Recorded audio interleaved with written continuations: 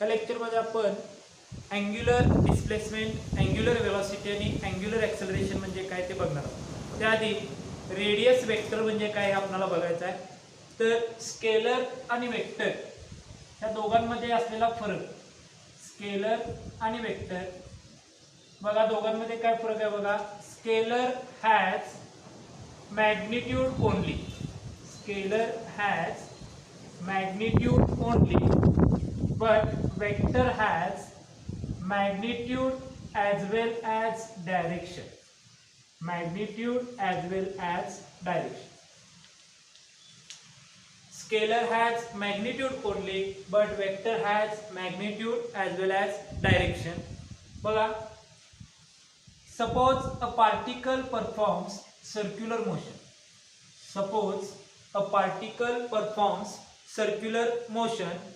A is the position of particle, A is the position of particle, and O is the center of circle, O is the center of circle.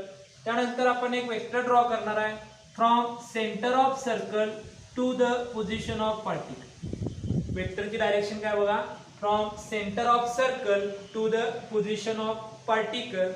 Then this vector is called as radius vector, this vector is called as radius vector. Suppose particle moves from point A to point B, suppose particle moves from point A to point B, then we can draw another vector from center of circle to the position of particle, from center of circle to the position of particle. This vector is also called as radius vector. Therefore we have two vectors OA bar and OB bar, both are called as radius vector R bar. Radius vector is denoted by R bar. म्हणून तुम्हाला दोन vector मिळतील बघा, OA बार आणि OB बार. दोन्ही वेक्टरना काय म्हणायचं आहे, radius vector. Radius vector draw कसं करायचं बघा, from centre of circle to the position of particle. इथं आपण असं सांगितलेलं आहे, particle moves from point A to point B. आणि लिनियर डिस्प्लेसमेंटची डेफिनेशन आहे, when particle moves from one point to another point then it is called as linear displacement. म्हणून याला जो आहे आर्क आहे, arc A B is called as linear displacement denoted by S bar. Linear displacement denoted by S bar. म्हणून तुम्हाला काय मिळेल बघा, लिनियर डिस्प्लेसमेंट एस बार हे काय असेल तुमचा ए बी. लिनियर डिस्प्लेसमेंट काय असेल बघा, ए बी.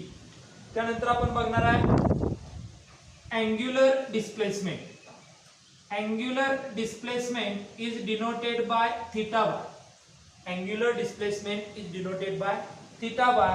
Definition है angle traced by radius vectors, angle traced by radius vectors at the center of circle, at the center of circle. Angle traced by radius vectors at the center of circle is called as angular displacement denoted by theta bar. बघा, म्हणून इथं जो angle तयार होणार आहे BOA हा असेल तुमचा अँग्युलर डिस्प्लेसमेंट थीटा, हा असेल angular displacement theta.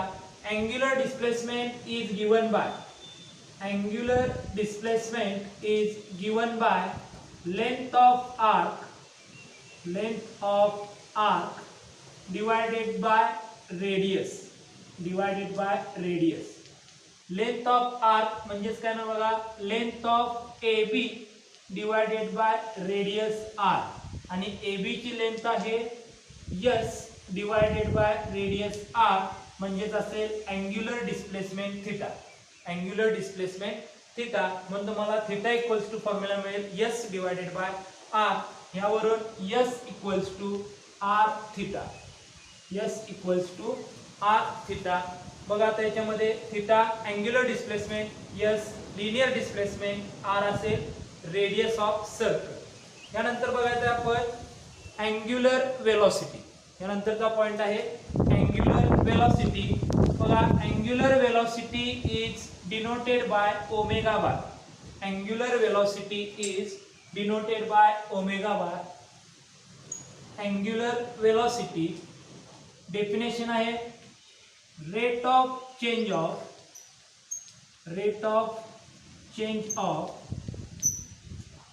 angular displacement। rate of change of angular displacement। angular displacement is denoted by theta bar, म्हणून तुम्हाला फॉर्म्युला मिळेल omega bar equals to D theta bar upon D T. Limit मध्ये formula लिहिणार आपण limit delta T tends to 0 delta theta bar upon delta t. हे असेल angular velocity omega बार। त्यानंतर पुढची डेफिनेशन आहे angular acceleration. Angular acceleration is denoted by alpha bar. Angular acceleration is denoted by alpha bar. Definition आहे rate of change of angular velocity.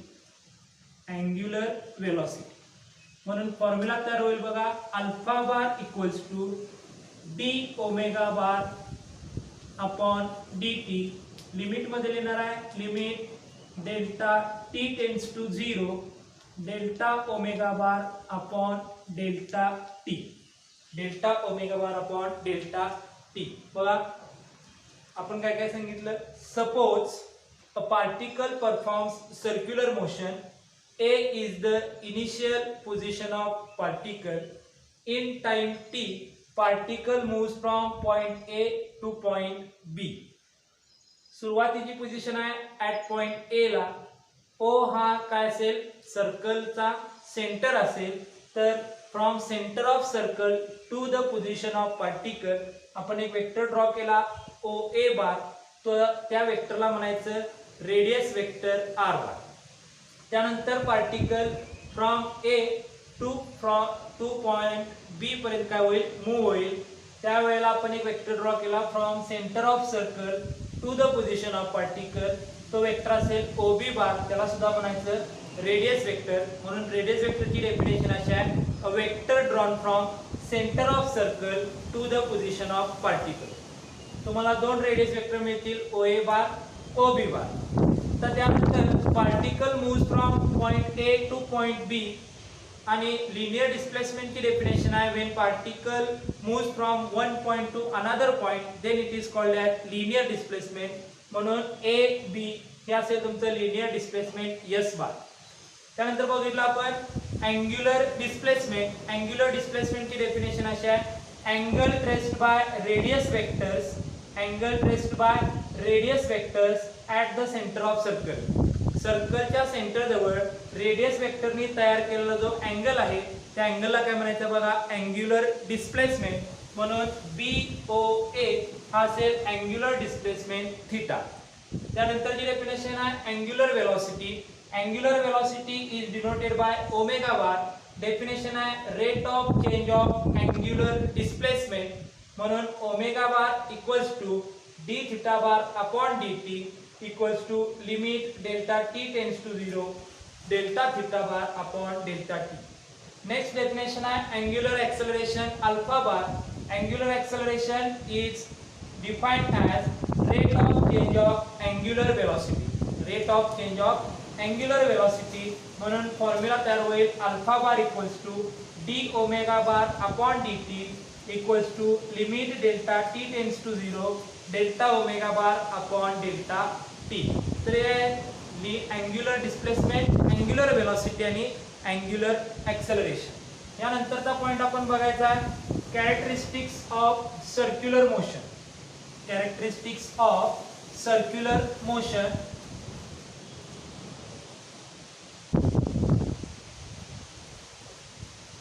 बघा पॉइंटचं नाव आहे characteristics of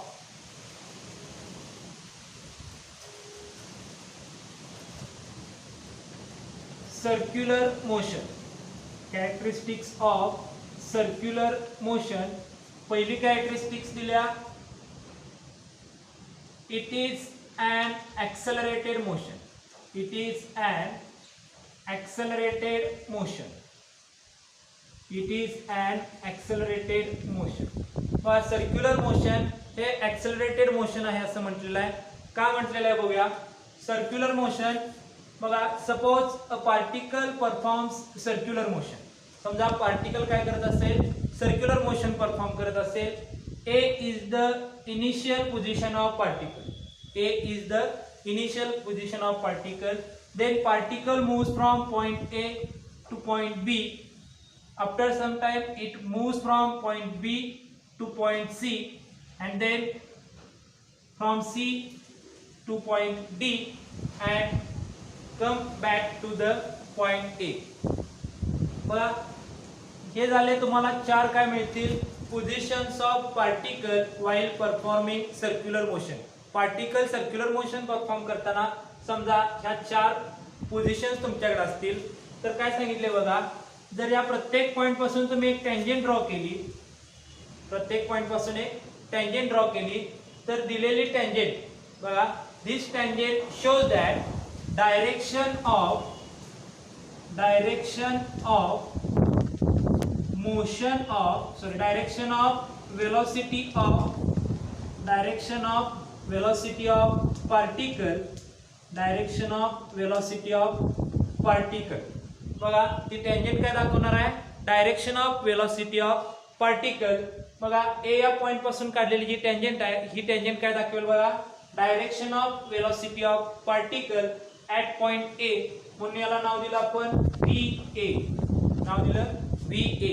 VA means direction of velocity of particle at point A. दुसरी tangent काढली आपण point बी पासून तर तुम्हाला दुसरी डायरेक्शन मिळेल, त्याला म्हणणार आपण direction of velocity of particle at point B. त्यानंतर सी पॉइंट पासून एक टेंजेंट ड्रॉ केली, ती असेल तुमची direction of velocity of particle at point C. आणि डी पासून एक टेंजेंट ड्रॉ केली, त्याला म्हणणार आहे direction of velocity of particle at point D. जर या सगळ्या टेंजेंट्स ऑब्झर्व केल्या तर आपल्याला लक्षात येतं त्या प्रत्येक टेंजेंटची डायरेक्शन कशी आहे, डिफरंट आहे. म्हणजेच जसा पार्टिकल आपली पोझिशन चेंज करेल तसं direction of velocity of particle काय होईल, चेंज होत जाईल. म्हणजे चेंज कशामध्ये होणार आहे बघा, व्ही बार मध्ये. वेलोसिटी मध्ये चेंज होईल विथ रिस्पेक्ट टू टाइम. यालाच आपण म्हणतो ऍक्सेलरेशन ए बार. यालाच आपण म्हणतो ऍक्सेलरेशन. म्हणून काय सांगितले बघा, circular motion is an accelerated motion because direction of velocity of particle changes at every instant. प्रत्येक वेळेला पार्टिकल जशी पोझिशन चेंज करत जाईल तर तसं काय होणार आहे, direction of velocity of particle काय असतील, डिफरंट मिळतील, वेगवेगळ्या मिळतील. म्हणून चेंज कशामध्ये घडून आला, वेलोसिटी मध्ये. म्हणून circular motion is an accelerated motion. त्यानंतर दुसरी कॅरेक्टरिस्टिक्स दिल्या, it is an periodic motion. It is an periodic motion. बघा, दुसरी कॅरेक्टरिस्टिक्स आहे it is an periodic motion. It is an periodic motion. Circular motion हे periodic motion आहे. हे समजून घेण्यासाठी आधी आपण पिरियोडिक मोशन म्हणजे काय ते बघू. बघा, periodic motion is defined as, periodic motion is defined as motion of particle, periodic motion is defined as if motion of particle repeats in same time along same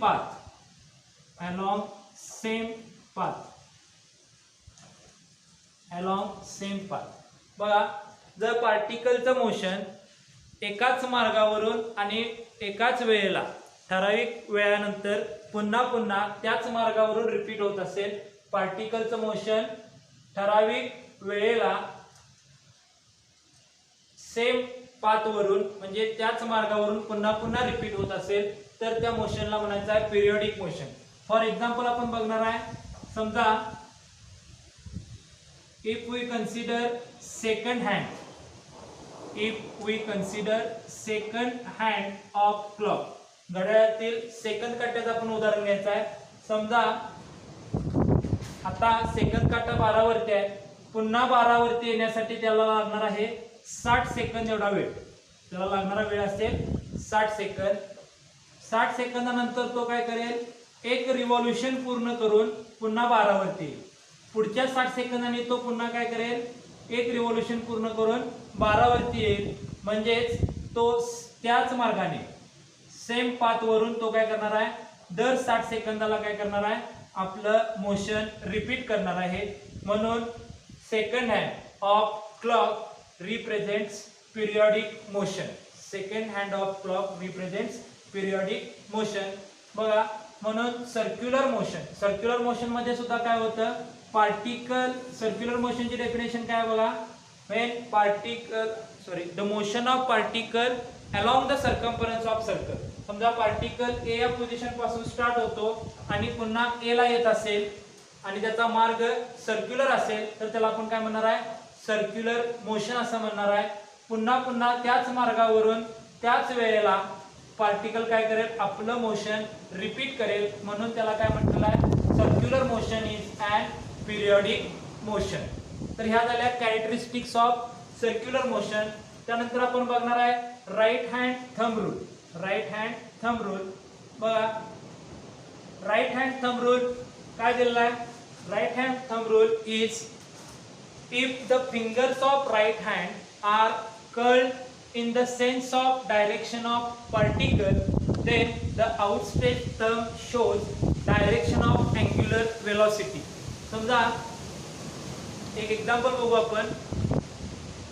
समजा आपण ह्या ॲक्सिसच्या बाजूला राईट हँड उजव्या बाजूचे फिंगर्स जे आहेत तुमचे अशा पद्धतीनं कर्ल करायचे. त्याचा सेन्स कसा पाहिजे, ते फिंगर्स काय दाखवतील, direction of motion of particle. समजा आपल्याकडे असा ॲक्सिस आहे, ॲक्सिसच्या बाजूला आपण काय केलेलं आहे, फिंगर्स कर्ल केलेले आहेत. Fingers curl around the fingers of right hand are curl around the are curl in the sense of direction of motion of particle. समजा ह्या डायरेक्शन मध्ये पार्टिकल काय होत असेल, मूव्ह होत असेल, तर हा आउटस्टेज थंब जो आहे तो आउटस्टेज थंब काय दाखवेल, direction of velocity of direction of angular velocity, direction of angular velocity.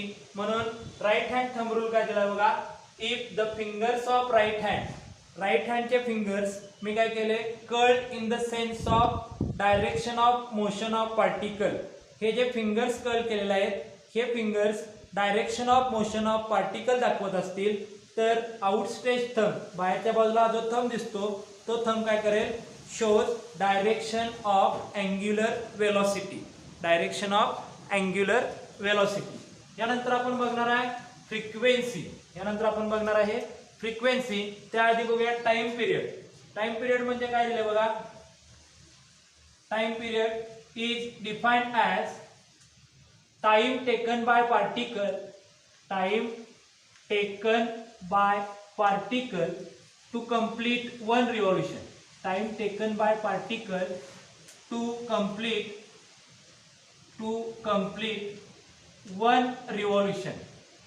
To complete one revolution. Particle ला एक रिव्हॉल्यूशन पूर्ण करण्यासाठी लागणारा वेळ म्हणजेच काय असणार आहे, टाइम पिरियड. पार्टिकल ला एक रिव्हॉल्यूशन पूर्ण करण्यासाठी लागणारा वेळ म्हणजे काय असेल, टाइम पिरियड. फॉर एक्झाम्पल आपण घड्याळामधील सेकंद काट्याचं उदाहरण घेतलं. सेकंद काटा 12 वरती असेल, पुन्हा 12 वरती येण्यासाठी सेकंद काट्याला फॉर सेकंड हँड लागणारा वेळ किती असेल बघा, 60 सेकंद लागणारा वेळ असेल 60 सेकंद. जर तो मिनिट हँड मिनिट काटा असेल तर त्याला लागणारा वेळ असेल 60 मिनिट, लागणारा वेळ असेल 60 मिनिट. 12 वरती चालू झाल्यानंतर पुन्हा 12 वर येण्यासाठी म्हणजे एक रिव्होल्यूशन पूर्ण करण्यासाठी मिनिट काट्याला लागतील 60 मिनिट. त्यानंतर जर आपण हॉवर हँड तास काटा जर आपण घेतला तर त्याला एक रिव्होल्यूशन पूर्ण करण्यासाठी लागणारा वेळ असेल 12 आवर्स, 12 तास. त्याला पुन्हा 12 वर येण्यासाठी लागणारा वेळ असेल 12 तास. बघा, या जर तिन्हींचं आपण एक्झाम्पल कन्सिडर केलं फॉर सेकंड हँड म्हणजेच सेकंड काट्याला एक रिव्होल्यूशन पूर्ण करण्यासाठी लागणारा वेळ असेल 60 सेकंड. मिनिट काट्याला एक रिव्होल्यूशन पूर्ण करण्यासाठी लागणारा वेळ असेल 60 मिनिट्स. आणि तास काट्याला हॉवर हँड रिक्वायर्ड 12 आवर्स, 12 तास लागतील एक रिव्होल्यूशन पूर्ण करण्यासाठी. म्हणून टाइम पिरियड कशाला म्हटले बघा, time period is the time taken by particle to complete one revolution. पार्टिकलला एक रिव्होल्यूशन पूर्ण करण्यासाठी लागणारा वेळ म्हणजेच काय असेल, टाइम पिरियड ऑफ पार्टिकल. बघा, time period of particle is denoted by capital T. Time period of particle is denoted by capital T and given by, बघा आपण स्पीड काढतो, स्पीड साठी आपण फॉर्म्युला वापरतो speed equals to distance upon time. Speed equals to distance upon time. यावरून आपल्याला time साठी formula मिळेल time equals to distance upon speed. टाइमचा फॉर्म्युला आपल्याला मिळेल डिस्टन्स अपॉन स्पीड. बघा, त्या पद्धतीनं टाइम इक्वल्स टू, आता पार्टिकल टाइम पिरियड म्हणजे काय सांगितलं बघा, time taken by particle to complete one revolution. म्हणजे पार्टिकल काय करेल, एक सर्क्युलर मोशन पूर्ण करण्यासाठी, एक रिव्होल्यूशन पूर्ण करण्यासाठी पार्टिकलला लागलेला वेळ म्हणजे असेल टाइम पिरियड. एक सर्कल पूर्ण करताना कव्हर केलेला जो डिस्टन्स असणार आहे तो डिस्टन्स असेल सर्कमफरन्स ऑफ सर्कल. तो डिस्टन्स असेल सर्कमफरन्स ऑफ सर्कल. म्हणजे तो असेल केवढं, किती असेल बघा, वर्तुळाच्या परिघा एवढा डिस्टन्स असेल circumference of circle divided by speed. Divided by speed. आता इथं स्पीड घेताना आपण घेणार आहे लिनियर स्पीड किंवा लिनियर वेलोसिटी. जसं लागणार काय स्पीड किती असेल बघा, लिनियर वेलोसिटी. म्हणून फॉर्म्युला तयार होईल बघा, T equals to capital T equals to circumference of circle. बघा, T equals to 2 pi r upon v. 2 pi r upon v हा असेल तुमचा time period of particle performing circular motion where r is the radius of circle. बघा, suppose a particle performs circular motion, त्या पार्टिकलची radius असेल बघा perform circular motion. त्यानंतर तो जो सर्कल तयार होईल त्या सर्कलची रेडियस असेल r. तर time period t is given by 2 pi r upon v. कारण टाइम पिरियड बघा फॉर्म्युला आहे circumference of circle divided by linear velocity. त्यावरून सर्कमफरन्स ऑफ सर्कल मिळेल 2 pi r divided by linear velocity घेणार आपण v. म्हणून formula तयार होईल t equals to 2 pi r upon v. यानंतर आपण बघणार आहे relation between linear velocity and angular velocity. Relation between linear velocity and angular velocity. Relation between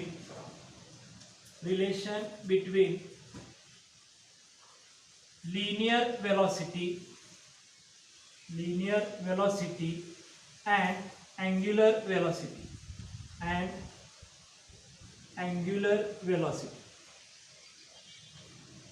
Linear velocity and angular velocity. Relation between linear velocity and angular velocity. Suppose particle performs circular motion.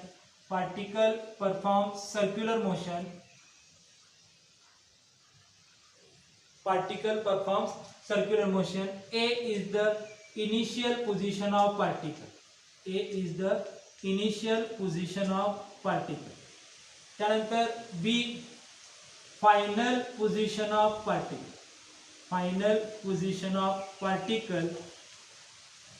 after time t. after time delta t. बघा, particle circular motion perform करत असेल ए ही पार्टिकलची initial position असेल आणि delta T एवढ्या वेळामध्ये particle A पासून बी पर्यंत काय होत असेल, मूव्ह होत असेल, तर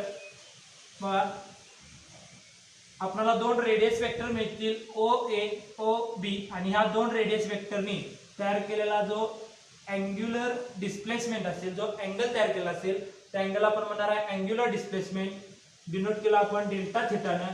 तर आपल्याला डेल्टा थिटा काय मिळेल बघा, अँग्युलर डिस्प्लेसमेंट. डेल्टा थिटा असेल तुमचं अँग्युलर डिस्प्लेसमेंट. नंतर आपण बघणार आहे लिनियर वेलोसिटी. लिनियर वेलोसिटीचा फॉर्म्युला आहे, linear velocity is given by V bar equals to limit delta T tends to 0 delta S bar upon delta T. Delta S bar upon delta T. बघा, A initial position of particle, B final position of particle after time delta T. A हा सुरुवातीची position असेल, delta T एवढ्या वेळानंतर particle बी या पॉइंटला गेला, त्यावेळेला ह्या ए पासून बी ला जाताना दोन रेडियस वेक्टर तयार होतील. एक असेल ओ ए, दुसरा असेल ओ बी. तर ह्या दोन रेडियस वेक्टरनी तयार केलेला जो अँगल आहे डेल्टा थिटा, त्याला आपण म्हणणार आहे अँग्युलर डिस्प्लेसमेंट. त्याचबरोबर पार्टिकल ए पासून बी ला जाणार, म्हणजेच आपण काय म्हणणार बघा, particle moves from point A to the point B in time delta t, म्हणून याला आपण म्हणणार linear displacement delta S bar. Linear displacement delta S bar किंवा लिनियर डिस्प्लेसमेंट डेल्टा एस घेतला तर आपल्याला लिनियर वेलोसिटीचा फॉर्म्युला मिळेल v equals to limit delta T tends to 0 delta S upon delta T. आपण अँग्युलर डिस्प्लेसमेंटची डेफिनेशन बघितल्या. Angular displacement, आता इथं अँग्युलर डिस्प्लेसमेंट घेतलेला आहे डेल्टा थिटा, म्हणून angular displacement is given by formula आपल्याकडे काय बघा, formula length of arc. Length of arc आहे delta S divided by radius असेल आर. लेंथ ऑफ आर्क असेल delta S divided by radius R. यावरून तुम्हाला डेल्टा एस इक्वल्स टू मिळेल R delta theta.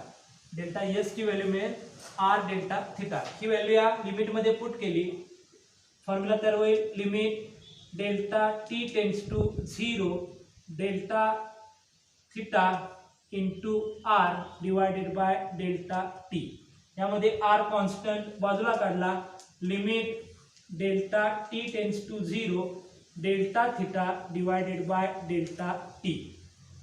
बघा आता आर ॲज इट इज लिहून घेतला आपण, limit delta T tends to delta theta upon delta T, म्हणजेच असेल change in angular displacement with respect to time is called as angular velocity omega. Is called as angular velocity omega. म्हणून formula तयार होईल v equals to r omega. v equals to r omega. This is relation between linear velocity and angular velocity. This is relation between linear velocity and angular velocity. बघा relation आलेला आहे v equals to r omega. त्याच पद्धतीने आपण relation बघणार आहे linear acceleration आणि angular acceleration मध्ये. Relation between linear acceleration and angular acceleration. Relation between linear acceleration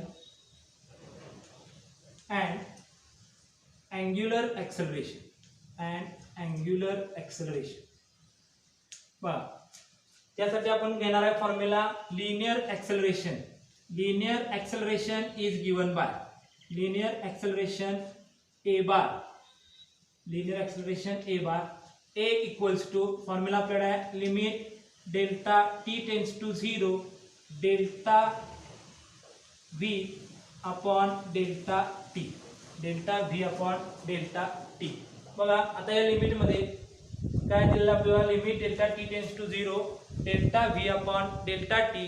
आता इथं आपण काय करणार बघा, limit delta T tends to 0 delta V ची व्हॅल्यू ठेवणार R omega divided by delta T, where R is the constant.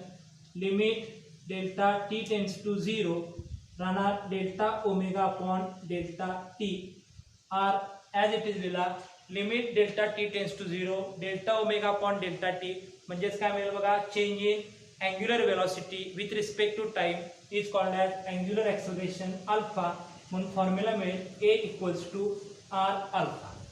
बघा हे रिलेशन असेल v equals to r omega, relation between linear velocity v and angular velocity omega. त्याचबरोबर relation between linear acceleration a आणि angular acceleration alpha ह्याचं relation असेल a equals to r alpha. तर ह्या दोन कन्सेप्ट आहेत, relation between linear velocity and angular velocity, त्याचबरोबर relation between linear acceleration and angular acceleration.